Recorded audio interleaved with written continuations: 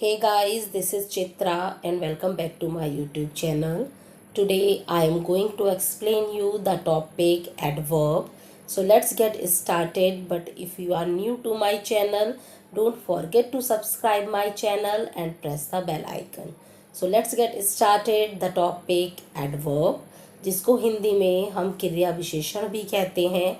तो गाइस सबसे पहले जान लेते हैं कि adverb क्या है. An adverb is a word which describes or modifies the verb, adjective, other adverb, preposition or the whole sentence. Adverb वह शब्द है जो किसी verb की, adjective की या किसी दूसरे adverb की, preposition की या फिर पूरे ही sentence की विशेषता बताता है या उनका वर्णन करता है. दूसरे शब्दों में हम ये भी कह सकते हैं कि एडवर्ब वह शब्द है जो नाउन, प्रोनाउन और interjection in 3 part of speech को छोड़कर अन्य किसी भी पार्ट ऑफ स्पीच की विशेषता बताता है. एग्जाम्पल से हम इस टॉपिक को समझ लेते हैं.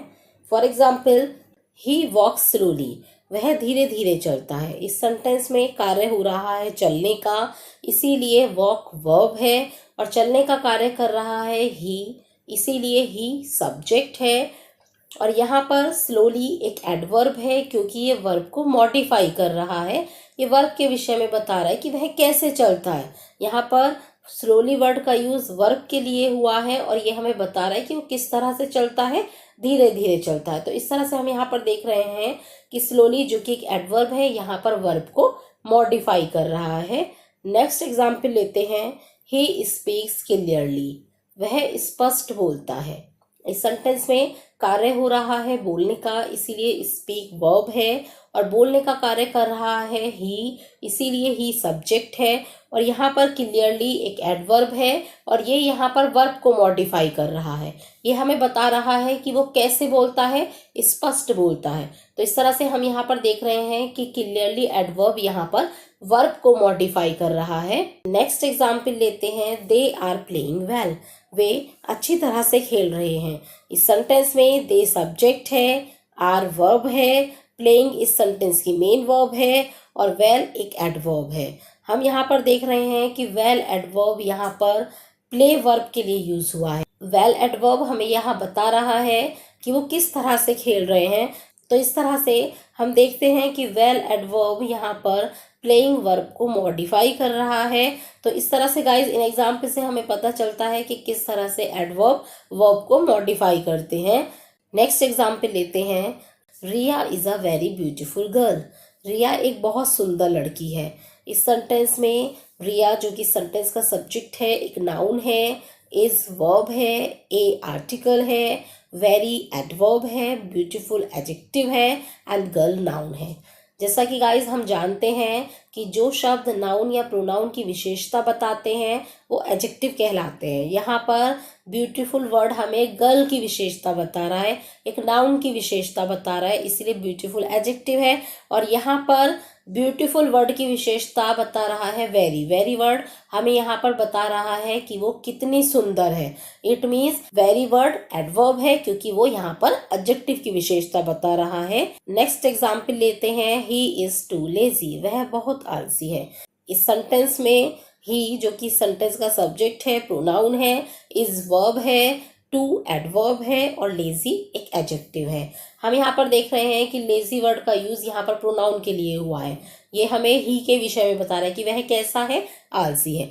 इट मीन्स ही को क्वालिफाई कर रहा है, एक प्रोनाउन को क्वालिफाई कर रहा है, इसीलिए लेजी एक एडजेक्टिव है. और यहाँ पर टू वर्ड हमें बता रहा है कि वो कितना लेजी है. तो टू वर्ड यहाँ पर हमें एक एडजेक्टिव की विशेषता बता रहा है, एक एडजेक्टिव के विषय में बता रहा है, इसीलिए टू वर्ड एक एडवर्ब है और यहाँ पर लेजी एडजेक्टिव को मॉडिफाई कर रहा है. नेक्स्ट एग्जाम्पल लेते हैं. He is rich enough two by A car, वह एक कार खरीदने के लिए पर्याप्त रूप से संपन्न है. इस सेंटेंस में ही प्रोनाउन है, इज वर्ब है, रिच एडजेक्टिव है, इनफ एक एडवर्ब है, टू बाई एक इन्फिनेटिव वर्ब है, ए आर्टिकल है और कार नाउन है. इस सेंटेंस में रिच वर्ड जो कि एक एडजेक्टिव है, यहाँ पर ही प्रोनाउन के लिए यूज हुआ है। ही प्रोनाउन की विशेषता बता रहे कि वो कैसा है, संपन्न है। तो यहाँ पर रिच एक एडजेक्टिव है और इस एडजेक्टिव को मॉडिफाई करने के लिए यहाँ पर इनफ एडवर्ब को यूज किया गया है।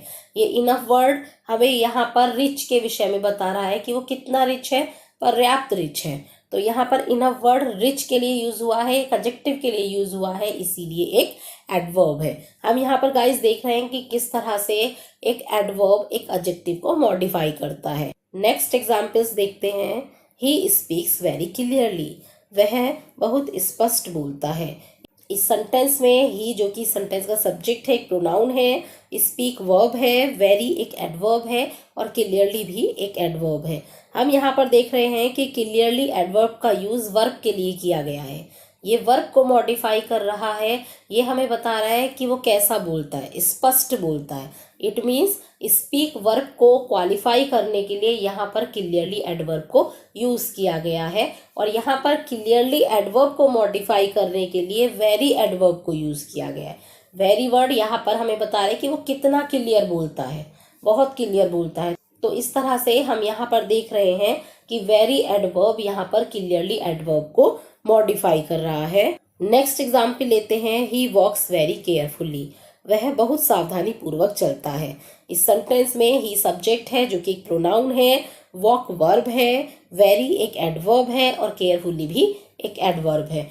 हम यहाँ पर देख रहे हैं कि केयरफुली एडवर्ब का यूज वर्ब के लिए हुआ है। ये वर्ब के विषय में बता रहा है कि वो कैसे चलता है, सावधानी पूर्वक चलता है।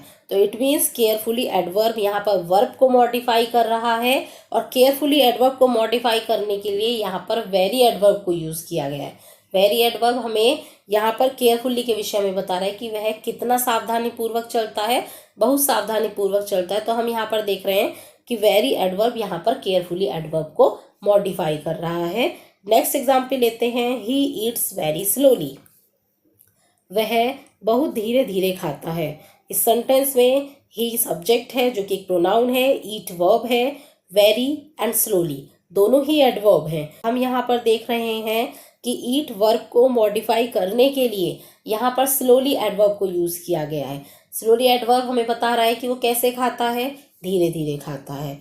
और स्लोली एडवर्ब को मॉडिफाई करने के लिए यहाँ पर वेरी एडवर्ब को यूज किया गया है और वेरी एडवर्ब हमें बताता है कि वो कितनी धीरे खाता है। तो इस तरह से हम यहाँ पर देखते हैं कि एक एडवर्ब दूसरे एडवर्ब को भी मॉडिफाई करता है। नेक्स्ट एग्जाम्पल्स लेते हैं। The plane flew directly above our heads, plane ने सीधे हमारे सिर के ऊपर से उड़ान भरी।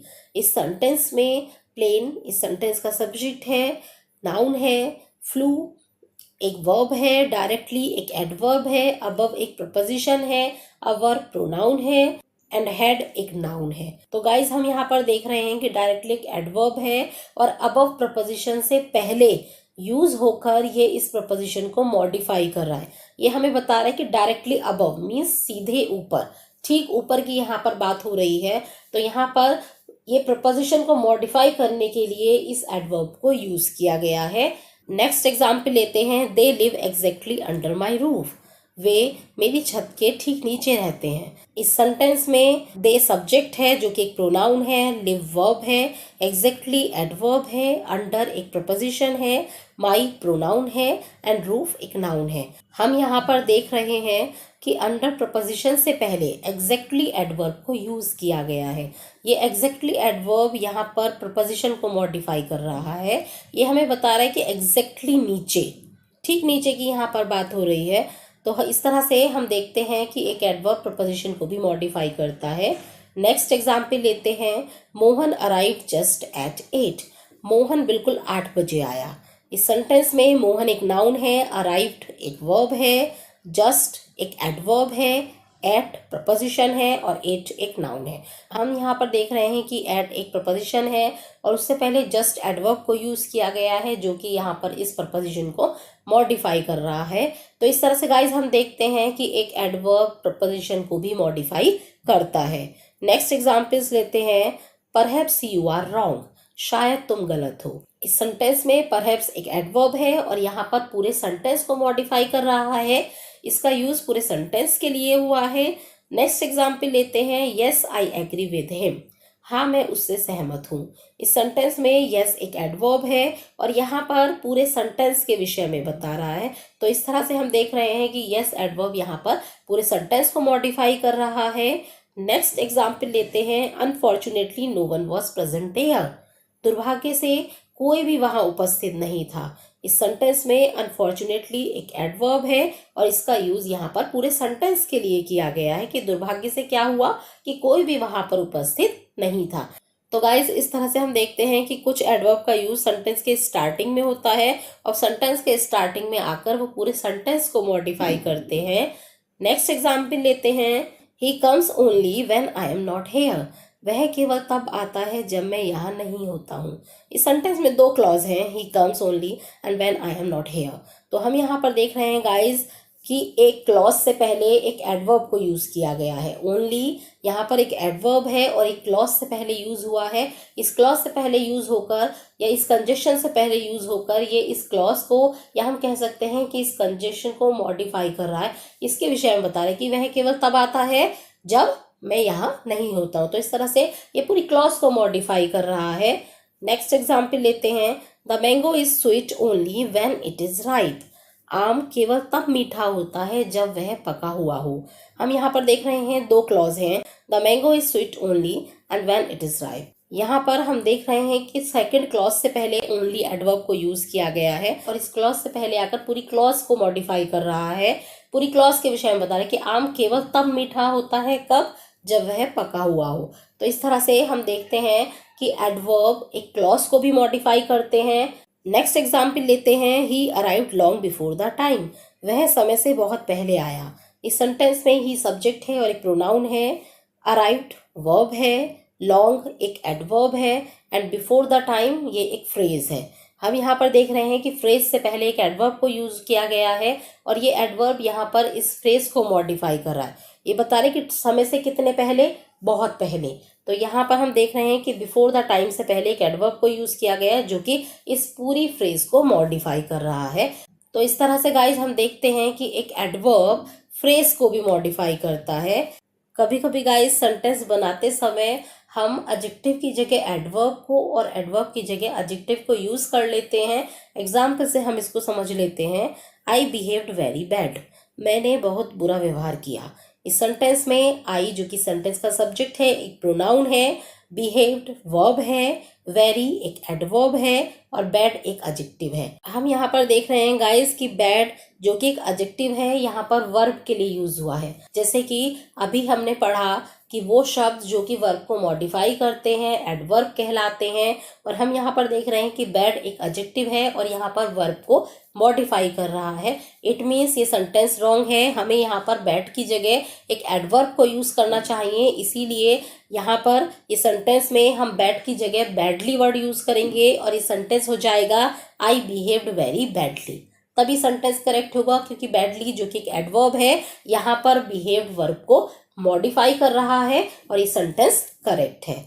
तो गाइज ये था एडवर्ब पर आज का वीडियो जिसमें कि मैंने एडवर्ब को एक्सप्लेन किया है और एग्जाम्पल से बताया है कि किस तरह से वो वर्ब को, एडजेक्टिव को, अदर एडवर्ब को, प्रपोजिशन को, क्लॉज को, फ्रेज को या फिर पूरे सेंटेंस को मॉडिफाई करता है। आई होप गाइज कि आज का वीडियो आपके लिए हेल्पफुल रहा हो। अगर वीडियो अच्छा लगा हो तो प्लीज़ उसे लाइक और शेयर कीजिए और मेरे चैनल को सब्सक्राइब कीजिए। Thank you so much for watching my video.